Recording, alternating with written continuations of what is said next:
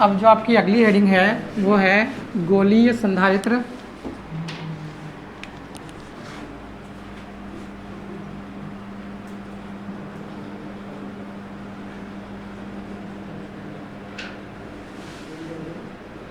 ये गोलीय संधारित्र यानी स्फेरिकल कंडक्टेंस या कैपेसिटर।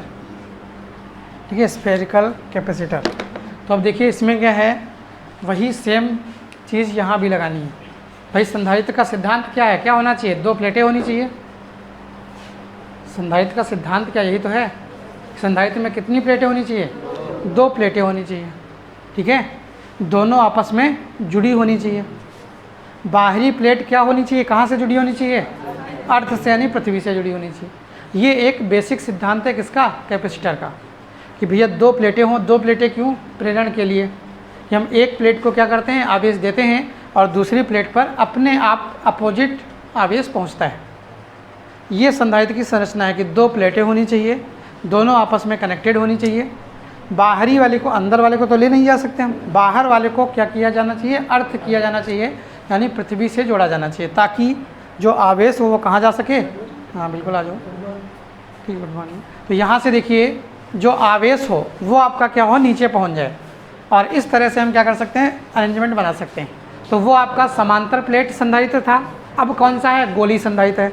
तो गोली संधारित्र में देखिए क्या होता है, सिर्फ दो संकेंद्रीय गोले लिए जाते हैं। संकेंद्रीय समझते हैं, हाँ, जिनके केंद्र समान हो। बस दो गोले संकेंद्रीय आपको ले लेने हैं, एक ये हो गया और एक ये हो गया। ठीक है, ये दो संकेंद्रीय गोले ले लिए आपने।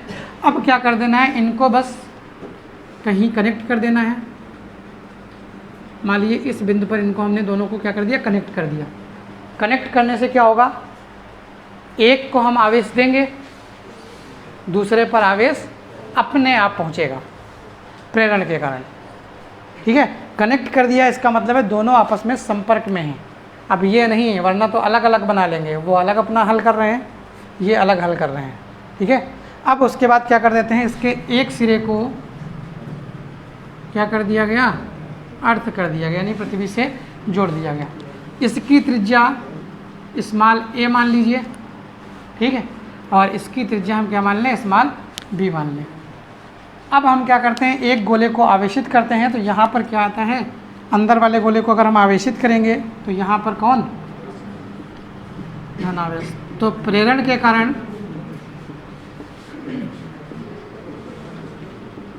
ठीक है, धनावेश। तो प्रेरण के कारण क्या होगा, इस वाली प्लेट पर ऋणावेश जनरेट हो जाएगा।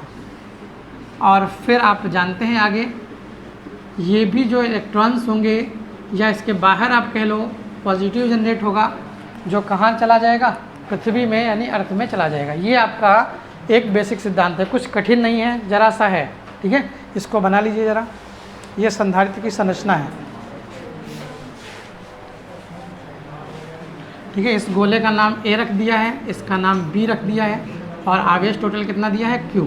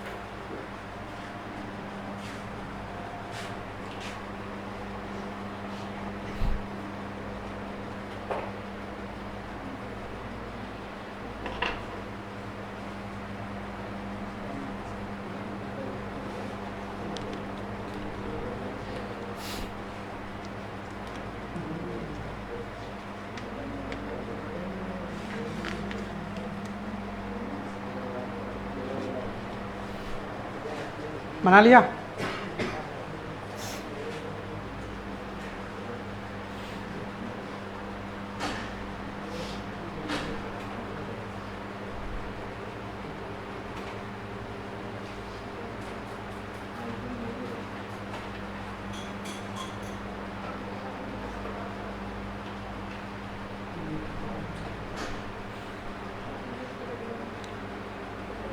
बन गया तो आगे बताएं, शुरू करें।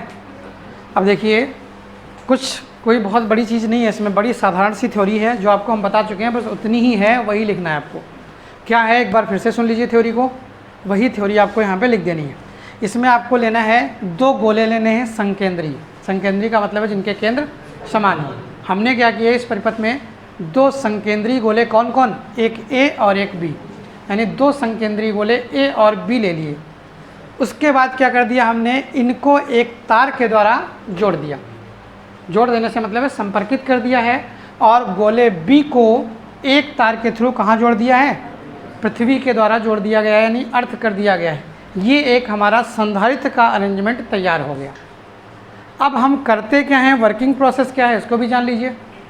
वर्किंग प्रोसेस में हमने क्या किया, अंदर वाले गोले यानी ए को हमने क्या किया, प्लस आवेश यानी धनावेश दिया, क्यू आवेश दिया।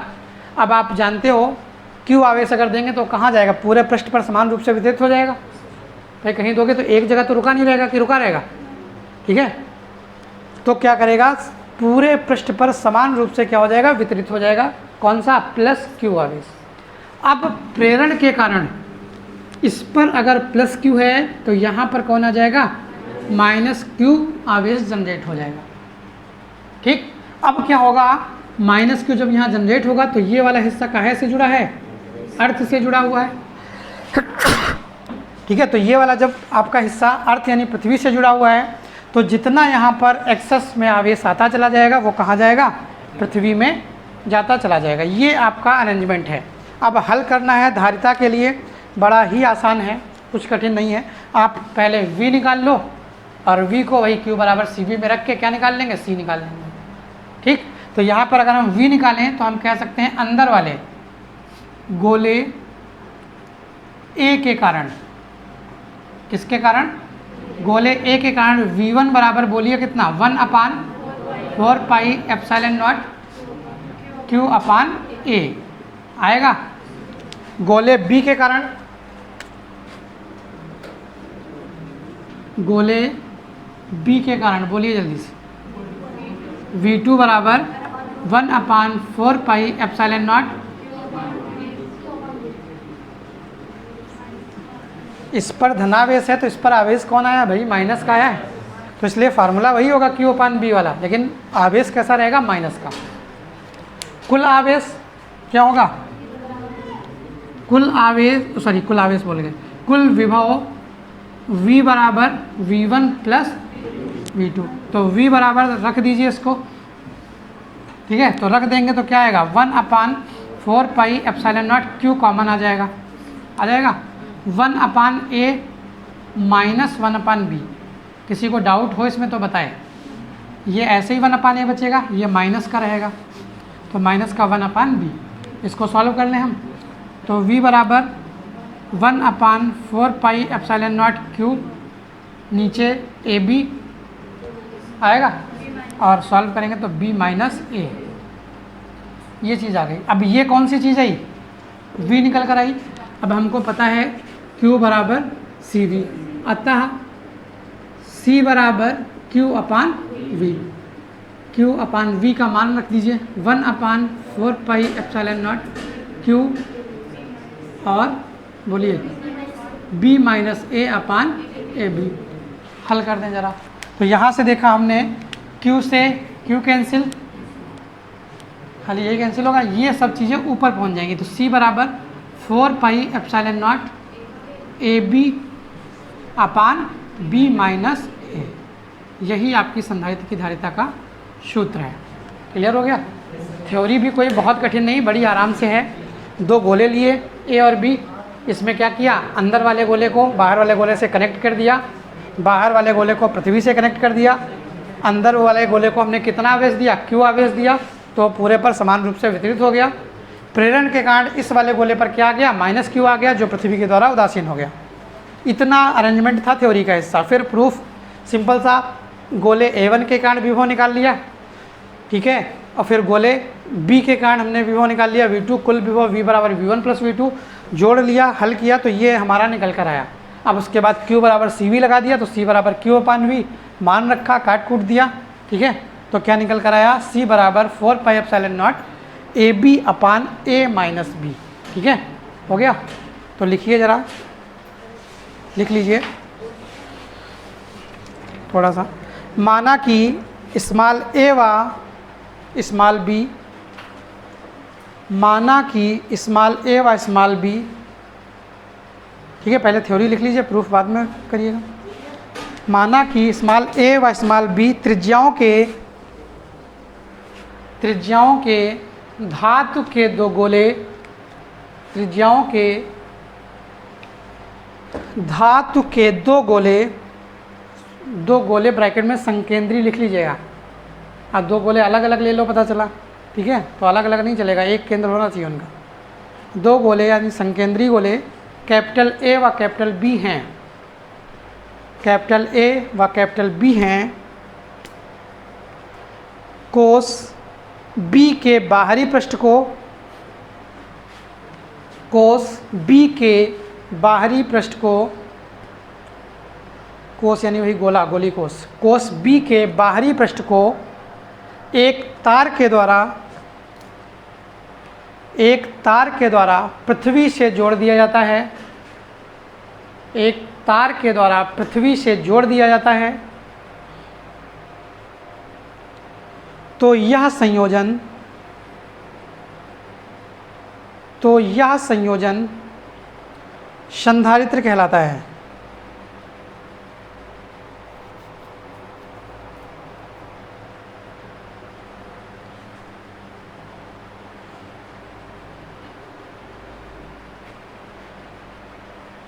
अब लिखिए उसी में आगे, चालक तार की सहायता से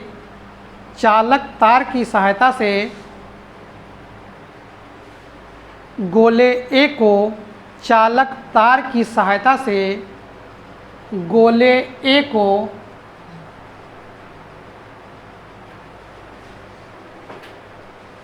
चालक तार की सहायता से गोले ए को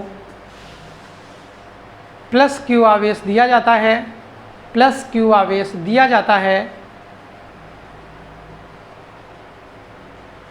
जो चालक के पृष्ठ पर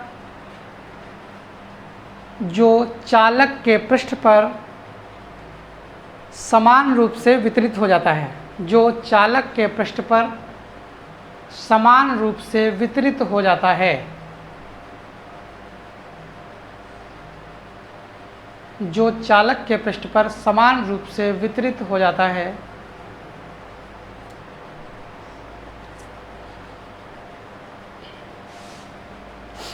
वैद्युत प्रेरण के कारण गोलीय कोष बी के, वैद्युत प्रेरण के कारण गोलीय कोष बी के आंतरिक पृष्ठ पर ऋणावेश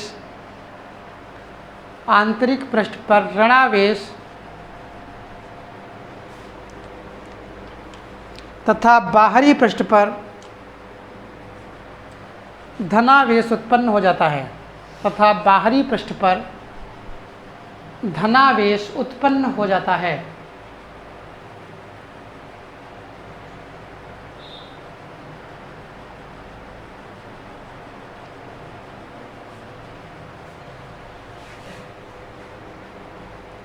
और यह पृथ्वी से आने वाले इलेक्ट्रॉनों के द्वारा उदासीन हो जाता है, और यह पृथ्वी से आने वाले इलेक्ट्रॉनों के द्वारा उदासीन हो जाता है।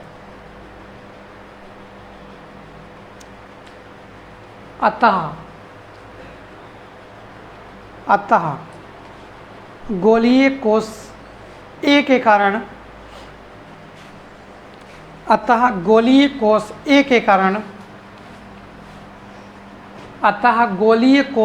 के कारण वैद्युत विभव V1 बराबर, अतः गोलीय कोष ए के कारण वैद्युत विभव V1 बराबर ये, अब ये उतार लीजिए, ठीक है, देख लीजिए और उतार लीजिए। देखिए जो आपने फार्मूला निकाला है वो देखिए क्या निकाला है, C बराबर 4 pi epsilon not A B upon B minus A, ये निकाला है। अब ये कह रहे हैं कि त्रिज्याओं के अंतर पर कुछ डिपेंड है, ठीक है। यहाँ पर देखिए नीचे कौन आ रहा है, त्रिज्याओं का अंतर आ रहा है। तो त्रिज्याओं का अंतर जितना ज़्यादा होगा धारिता उतनी कम की ज़्यादा। देखिए जो एक कन्फ्यूजन होता है ना कि इसको बढ़ाएं वो घटेगा कि बढ़ेगा, वो कोई बहुत कठिन चीज़ नहीं है, आसान बहुत है। लेकिन अगर आप जल्दी में डिसाइड करोगे, समझ रहे हैं, मान लो बहुत जल्दी में है, बोल दिया ये बढ़ाया तो ये घटेगा कि बढ़ेगा, तो ज़रूर गलत होगा। आराम से इसको ध्यान से समझिए और फिर बताइए। ये कह रहे हैं कि अंतर बढ़ा दिया जाए। अंतर बढ़ाने का मतलब है b माइनस ए का मान ज़्यादा हो, यही तो भाई, दोनों की त्रिज्याओं में अंतर ज़्यादा हो मतलब b माइनस ए का मान ज़्यादा हो। अब अगर इसका मान ज़्यादा होगा तो धारिता कम होगी कि ज़्यादा, कम होगी, और जाहिर सी बात है। तो अगर अंतर ज़्यादा है, वही चीज़ है कि आप एक साथ देखोगे एकदम से तो लगेगा कि बड़ा कठिन है, कैसे हम डिसाइड करें। लेकिन आराम से देख लीजिए इसको कि अगर हम त्रिज्याओं में अंतर कम रखें, कम से मतलब है मान लो एक की 10 सेंटीमीटर त्रिज्या रखी, एक की 12 रख दी, त्रिज्याओं में अंतर कम है, बहुत ज़्यादा तो नहीं है, तो उस संधारित्र की या समायोजन की धारिता क्या होगी, ज़्यादा होगी। अब अंतर बहुत ज़्यादा कर दिया, एक की त्रिज्या 10 सेंटीमीटर रखी, दूसरे की त्रिज्या 45 सेंटीमीटर कर दी, अंतर क्या हो गया, बहुत ज़्यादा हो गया। अब अंतर अगर ज़्यादा हो गया, ठीक है, तो अब दूसरे वाले में विभव भी तो चेंज होगा।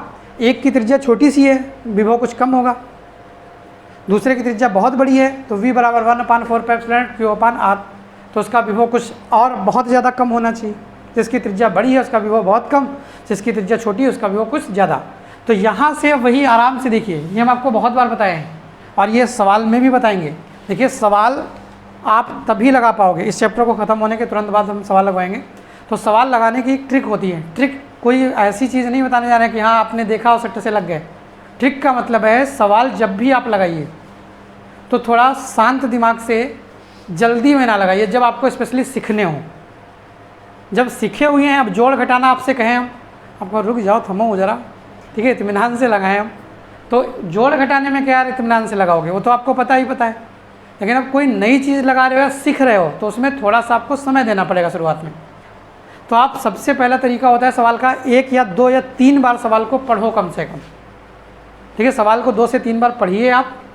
जो जो चीज़ें दी हों उसमें कुछ तो दिया होगा कि त्रिज्या R है, आवेश ये है, जो जो दी हों सबसे पहले उनको एक जगह नोट कर लो। अब जब नोट कर लोगे तो जो चीज़ें यहाँ पर दी होंगी उनसे रिलेटेड कोई ना कोई फार्मूला आपके दिमाग में आएगा, अगर आपने पढ़ रखा है तो। अब पढ़ नहीं रखा है, पढ़े कभी नहीं है, लिख सब लिया, अब ये फार्मूला कभी नहीं पढ़ा था 1/4 Q1 Q2 अपान R²। Q1 Q2 भी लिखा रखा है, R भी लिखा रखा है 1/4, ठीक है, इसका मान भी लिखा रखा है, लेकिन फार्मूला ही नहीं पता है तो कहाँ से हल करोगे। तो इसका मतलब आपने पढ़ा है तो फार्मूले तो याद ही होंगे। तो बस यही तरीका है कि 1 2 3 बार आप उसको आराम से पढ़ो, जो चीज़ें दी हों उसको लिखो और फिर सोचने की कोशिश करो कि इनमें कौन सा फार्मूला लग सकता है, यानी किस फार्मूले में ये तीनों चीज़ें आती हैं, उस फार्मूले को रखो। जहाँ तक है 90% सवाल हैं आपके हल हो जाएंगे। केवल 10% सवाल फंसते हैं जिसमें दिमाग लगता है, जिनमें ये लगता है कि हाँ ये थोड़ा कठिन सवाल, इसको हल करना पड़ेगा, ऐसे नहीं वैसे। बाकी आपके 90% सवाल फिजिक्स में ऐसे ही हैं जिनमें दिमाग नहीं लगना है, बस खाली फार्मूला रखना है और मान देखा, रख दिए, बस हल कर दिया। यहाँ पर भी वही है, बहुत जल्दी में रहेंगे तो कन्फ्यूज हो जाएंगे। हमने आराम से देखा कि इसमें क्या करें हम तो क्या निकल कर आए। तो हमने ये देखा कि अगर अंतर ज़्यादा कर देंगे, इसका मान ज़्यादा होगा, तो ये इन्वर्सली प्रोपोर्शनल है, ठीक है। अंतर ज़्यादा होगा इसका मतलब है एक का मान 10 तो एक का मान 50, 10 × 50, ये ज़्यादा निकल कर आएगा, ये कम निकल कर आएगा, ठीक है, या ज़्यादा निकल कर जो भी आएगा उस हिसाब से हम इसको क्या कर देंगे, डिफाइन कर लेंगे। तो ये एक लाइन लिखनी है, लिख लीजिए। इस प्रकार गोलीय कोश की त्रिज्याएं बढ़ाने, इस प्रकार गोलीय कोश की त्रिज्याएं बढ़ाने तथा उनकी त्रिज्याओं का अंतर कम करने पर, उनकी त्रिज्याओं का अंतर कम करने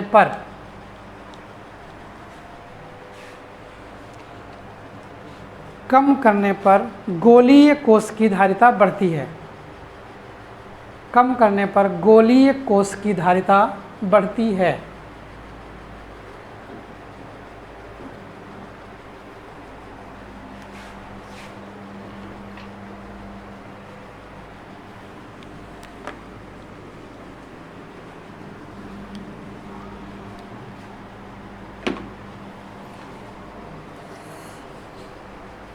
ठीक है, अब देखिए अगली हेडिंग है संयोजन, जो कि लिखना नहीं है, भैया बता रहे हैं। अब जो इसमें हेडिंग्स हैं 2-3 उनको हम बताए दे रहे हैं, यहाँ पर पढ़ा देंगे आपको, हम प्रूफ करके दिखा देंगे आपको, देख लीजिए आप।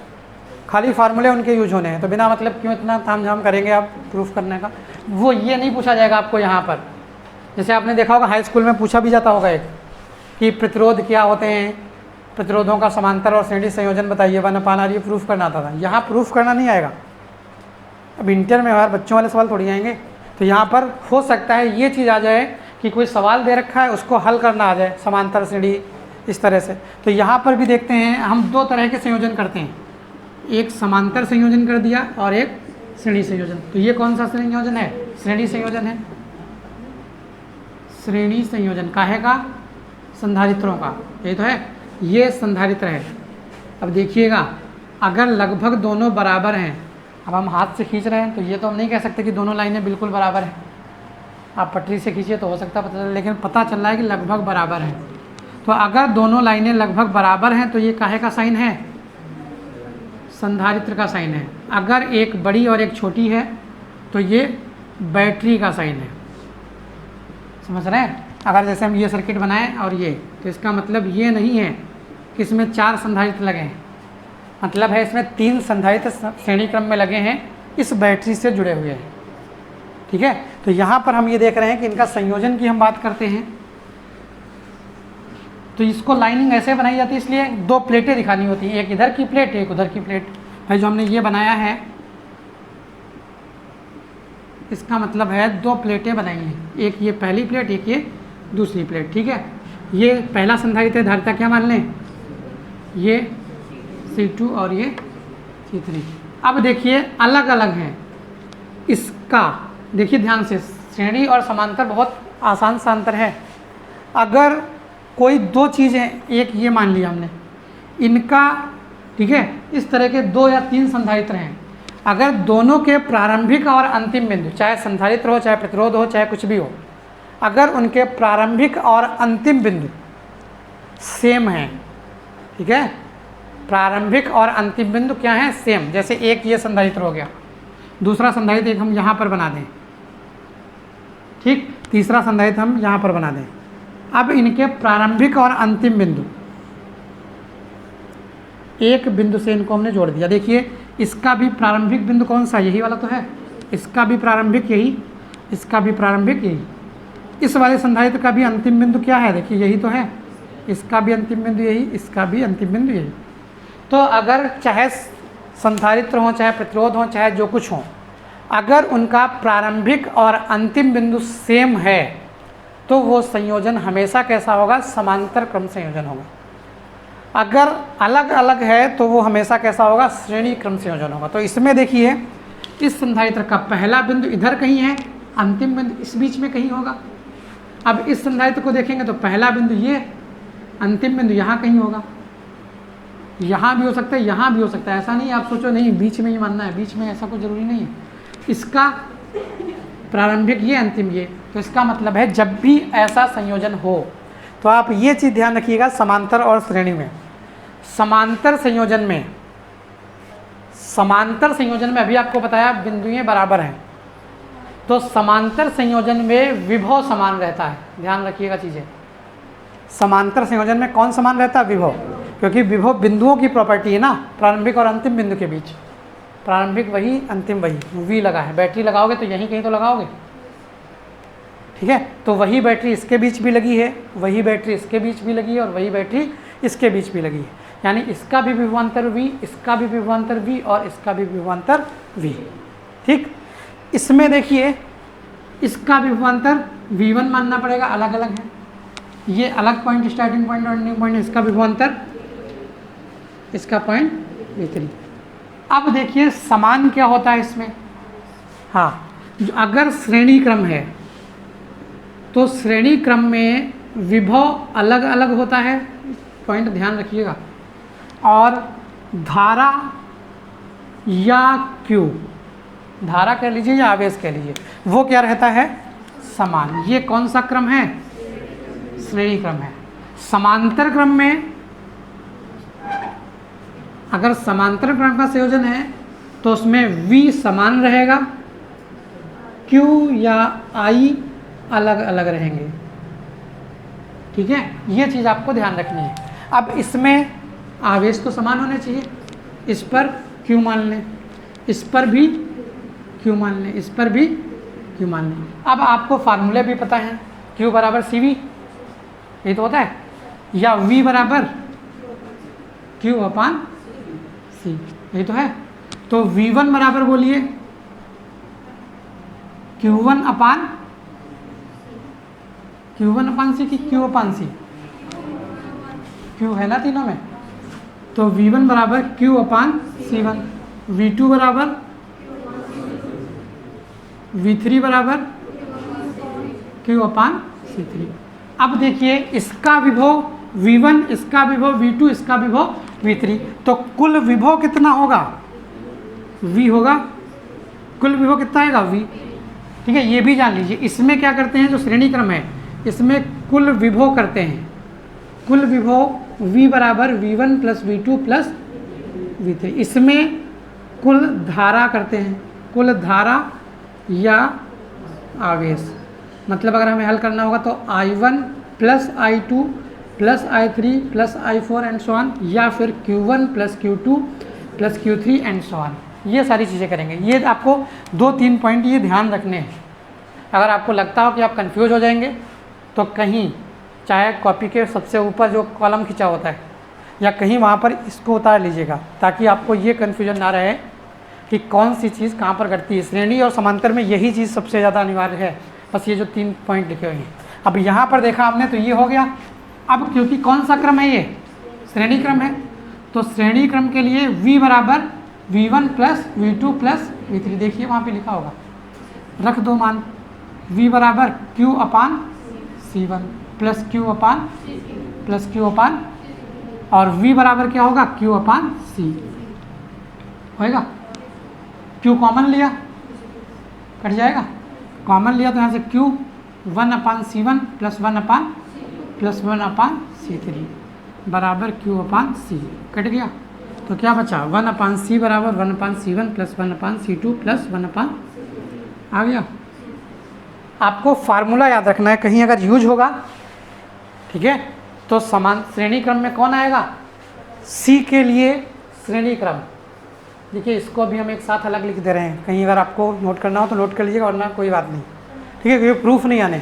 श्रेणी क्रम में अगर संधारित्र हैं, समझ रहे हैं, तो 1 अपान C बराबर 1 अपान C1 plus 1 upon C2 plus 1 upon C3 and so on. अगर प्रतिरोध हैं, किस क्रम में, श्रेणी क्रम की बात कर रहे हैं अभी, ठीक है। अगर संधारित्र हैं तो ये, अगर प्रतिरोध हैं तो R बराबर R1 plus R2 plus R3, ठीक। अगर समांतर क्रम पर आ जाएंगे, समांतर क्रम में, तो संधारित्र अगर हैं, ठीक है, तो C बराबर C1 plus C2 plus C3, और अगर प्रतिरोध हैं तो 1 अपान R बराबर, ठीक है, 1 अपान R बराबर 1 अपान R1 प्लस 1 अपान R2 प्लस 1 अपान R3। ये बस इसका कहते हैं की पॉइंट है, बस ये और ये, इतना आपको ध्यान रखना है। प्रूफ करने के लिए ये ध्यान रखना है, सवाल लगाने के लिए ये ध्यान रखना है, ठीक है। अब आपके कोर्स में प्रूफ नहीं पूछा जाएगा कि समांतर क्रम से आप क्या समझते हैं, ज़रा प्रूफ करके दिखाओ। अगर आता भी है तो बड़ा आसान है, कर सकते हो, लेकिन इतना सरल पूछेगा नहीं, सवाल पूछ लेता है कि ये करो। तो ये कौन सा क्रम हो गया, श्रेणी क्रम देख लिया आपने, अब समांतर क्रम भी जरा देख लें। ठीक है, उतारना तो है नहीं इसको, है ना, क्योंकि देखिए ये पूछे नहीं जाने, ये आप समझने के लिए देख लीजिए, वरना आपको केवल फार्मूला ध्यान रखना है। अब देखिए समांतर क्रम बनता कैसे, आपको बताया अभी हमने कि जिनका स्टार्टिंग और एंडिंग पॉइंट एक जगह हो, ये स्टार्टिंग और ये एंडिंग, इन्हीं के बीच 3 संधारित्र लगा दो। ठीक, जोड़ दो, तीनों क्या हो गए, समांतर में हो गए। अब समांतर में होंगे तो समान कौन सी चीज़ होगी, विभव। समांतर क्रम में v समान है, तो इसका मतलब इसका विभव v, इसका विभव, इसका विभव, बाकी सब अलग होगा। इस पर आवेश, इस पर इसकी धारिता C1, C2, C3।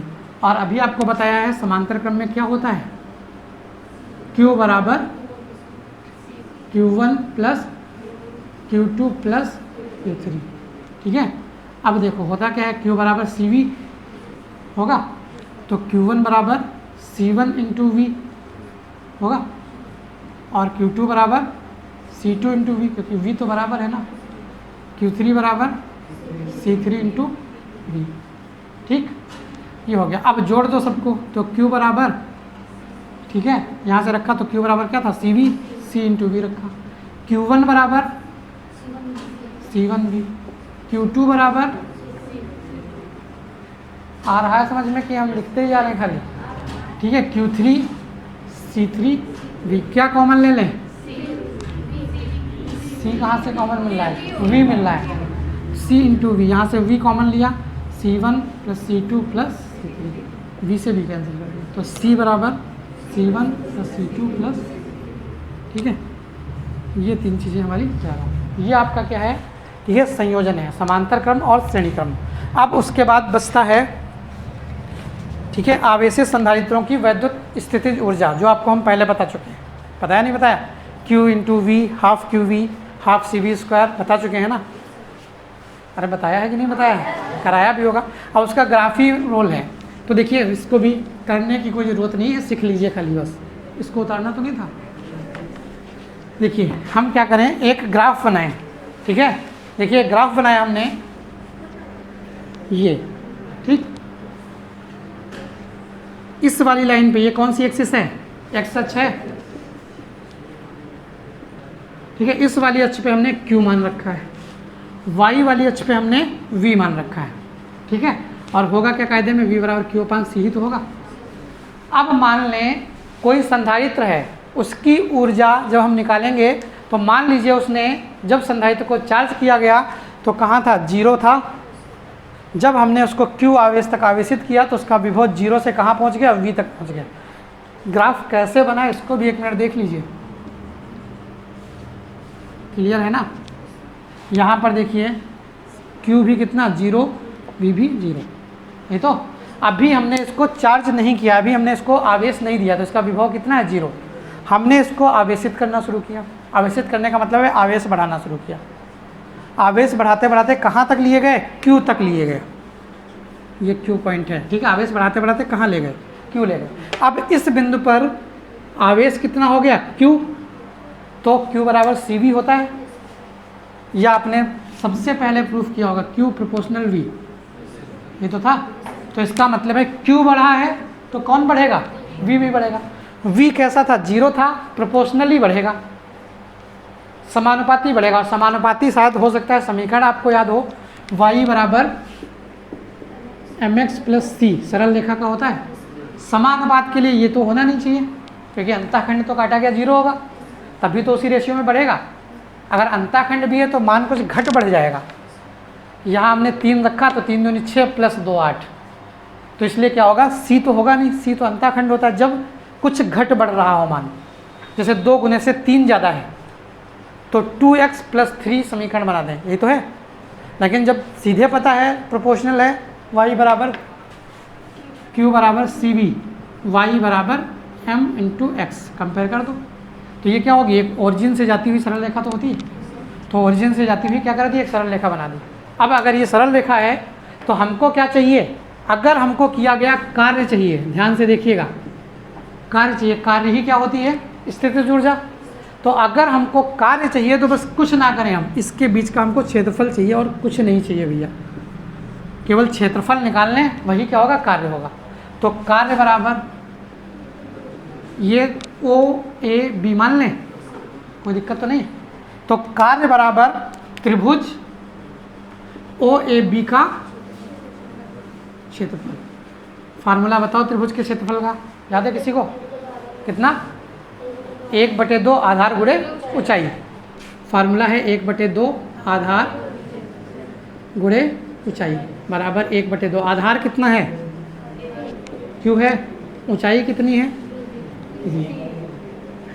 फार्मूला क्या निकल कर आया, फार्मूला निकल कर आया, ठीक है, W या U बराबर हाफ Q इंटू, देखिए यही निकाला था आपने, नहीं निकाला था, Q की जगह CV रखो, ठीक है, तो क्या निकल कर आएगा, U बराबर half CV into V, U बराबर हाफ CV स्क्वायर, ठीक है। इसीलिए हम आपसे कहते हैं कठिन कुछ नहीं है फिजिक्स, ये दिमाग से निकाल दो आपकी फिजिक्स कठिन है, फिजिक्स से सरल कुछ नहीं है।